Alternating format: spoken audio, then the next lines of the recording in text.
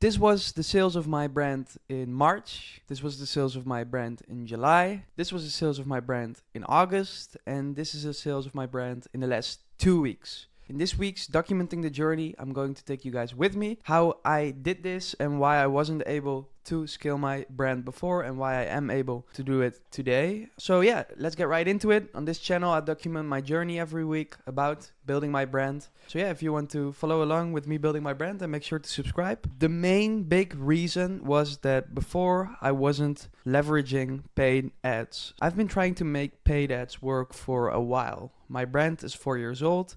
I started it in November 2019, so it's been a while. And throughout this time, I tried to make ads work on multiple occasions. Facebook, I did myself maybe 4 or 5 times. I even tried to hire a Google agency to do Google, and I just wasn't able to make this work. So this was the main big reason, and there is a bunch of different reasons why I wasn't able to make them work. And these things I've all solved now. Yeah, let me explain to you guys. So basically, the first reason I wasn't able to make paid ads work is that I didn't have any margin. I was very stubborn with what I wanted to sell. So I started the brand out of a passion perspective. So I was an exchange student myself. My brand is merchandise for exchange students, and it's a bit wider now, but I'll get into that. I started with hoodies. I really wanted to sell hoodies, and even though hoodies had no margin because I'm doing them print on demand, because all of the items that I'm selling are personalized, I still just wanted to sell hoodies. So basically for the first 2 years, I just tried selling hoodies and maybe some sweatshirts. I could have been much further if I just did not do that and tried to find products with high margin before doing anything else. Look, you can have a good brand or you can have a passion, but if it doesn't make economical sense, then how are you going to sell it? That's why I've been doing $1,000 months, $500 months in the beginning, and I was never able to get past that. There was just no margin for me to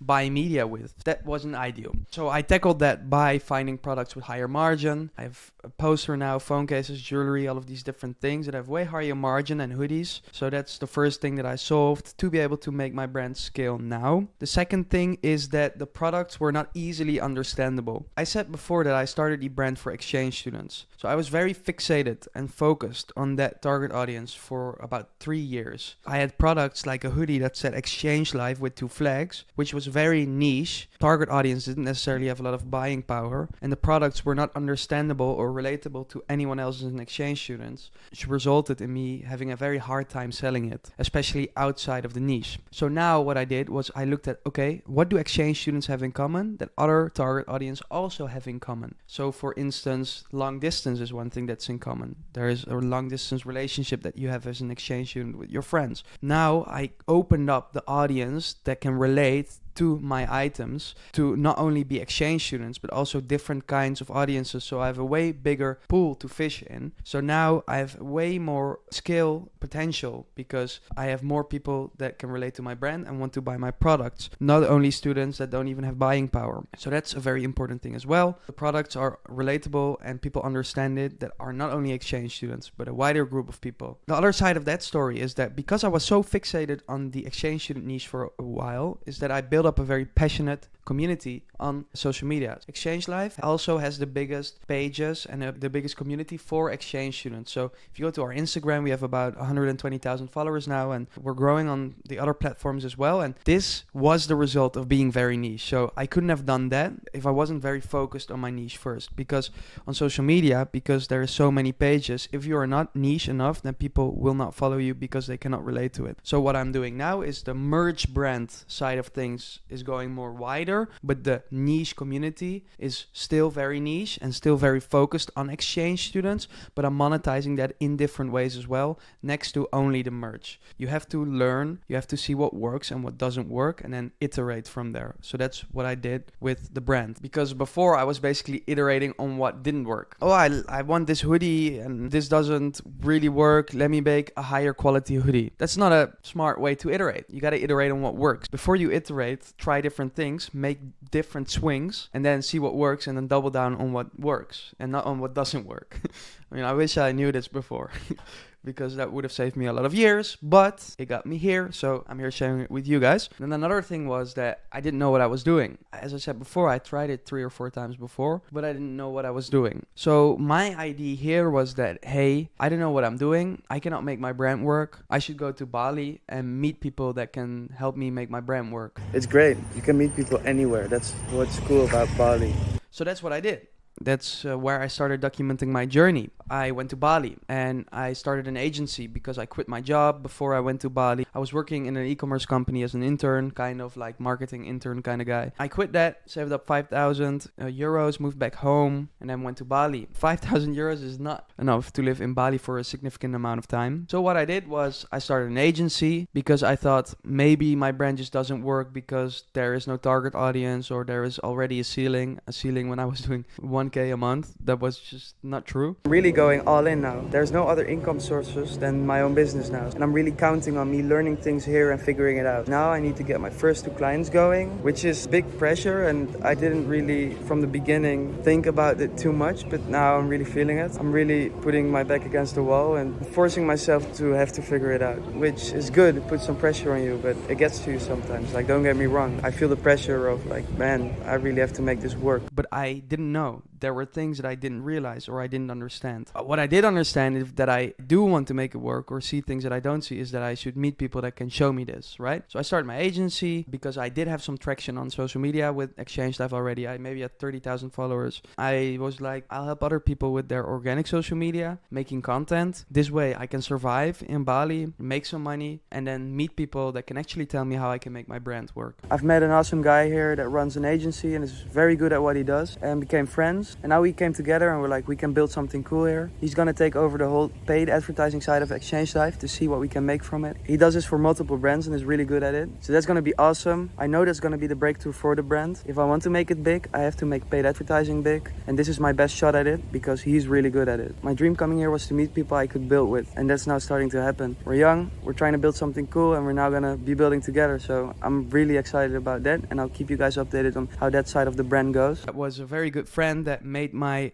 paid ads work for the first time really since starting the brand in 2019. I was able to scale to about 20k, 30k last 2 months of 2022. That was really an eye-opening moment for me and a reassurance that, okay, it is possible, but I just didn't know that it was possible. This made me realize that, hey, I can learn and I can make it work. Yeah, I met the right people that showed me how paid ads worked, that I'm still, that friend that I met in Bali, we're doing coaching calls every week now. He's guiding me on how to do it. So how much you boosted also your sales from like last year to the year before? Oh, hats off to you, man. The organic is my thing, but it's very important that if you don't know how to do it, then you can find people that do know how to do it. So find people that have already done what you have done somehow, and then listen to them. Offer value to them in return, or offer money for them in return, or offer free work for them in return. But try to find a way for you to be able to learn from them, because this is literally what's helping my brand grow now. I'm still doing weekly coaching calls with him. It is very dangerous these days. Everyone is a coach. I am not a big fan of getting coached by a coach. Kind of paradox maybe, but I don't want to be coached by a coach. I want to be coached by someone that's not a coach. I want to be consulted by someone that's not a consultant. I want to have someone that is actually doing it, that is in the trenches doing the thing that I want to do, but doing it while it's working. Those kinds of relationships you only build. You cannot buy them. Try to find these people and build relationships with them, offer value to them, and learn from them. Another part of paid ads is also creatives. These days, creative is very important. I was just so scared of creatives. I was just confused, didn't know how I should tackle this. Ad spend was about 50 euros a day. Probably spent about like 700, 800 bucks on ads. Didn't get it to be profitable. We're going back to the drawing board. I'm gonna tackle the products from different angles. I was making it very big in my head,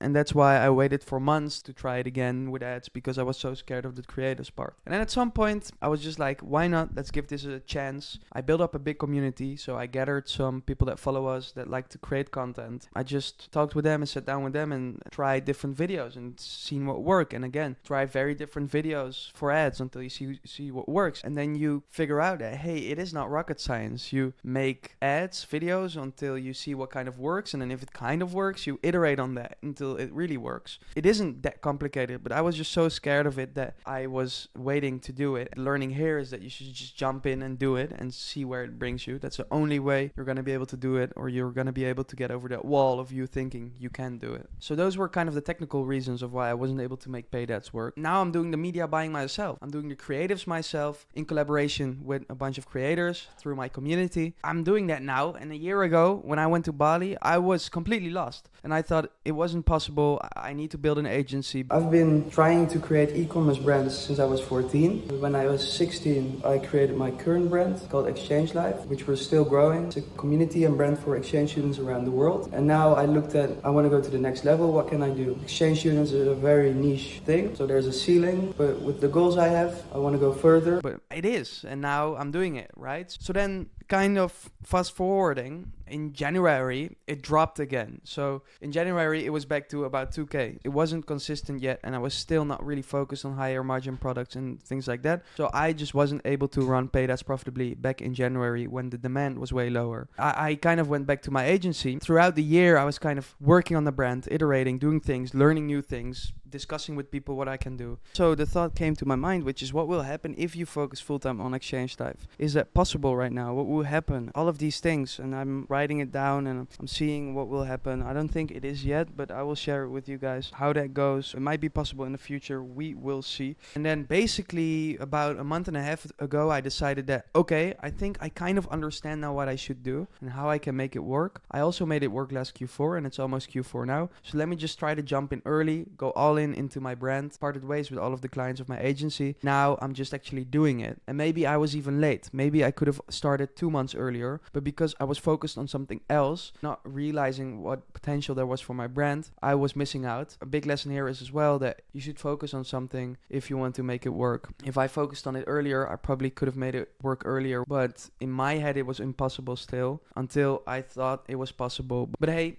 we still have a lot of years, so it's fine. I'm just doing the brand now, growing everything around it. So yeah, that was a big step as well. Because when I truly decided to make the ads work again 1.5 months ago, I called up my friend. I said, hey, can I pay you? We're going to do weekly calls. We're really going to make this shit work now. I think I understand what we should do. Laid him down a plan. Then when I actually committed to trying it, now it's working. That's an important thing. Really commit to it. And if you're passionate enough about making it work, then you will make it work, motherfucker. It's been like 4 years now. There is just no other way for me than to make it work. That's why I'm seeing some traction now. 4 years. I'm seeing some traction after 4 years. Try things, try different things. It's business. There are no rules. Of course, there's legal rules, but it is a sandbox. You can make things work in whatever way makes work for you. So there is no perfect way. Maybe a different way works for your brand. Maybe TikTok ads work for your brand. Maybe Google ads work for your brand. Maybe that works for your brand. Maybe this works for your brand. There is no perfect way. So just try, get in the arena, iterate, try, fail, iterate, try, fail, iterate until it works. You got it. Those were basically the major reasons why I wasn't able to make paid ads before and why I am able to make it work now and why I'm finally able to scale a bit while being profitable. Let's see how far it goes. Let's see how far we can grow it. Let's see how far I can scale it. I'm gonna take you guys with me on this journey. So yeah, make sure to subscribe if you want to see me build my brand. I'm documenting it here, raw, authentic, sharing everything with you guys, the highs and the lows. So hopefully this is helping you out in any way, and I'll see you guys next week.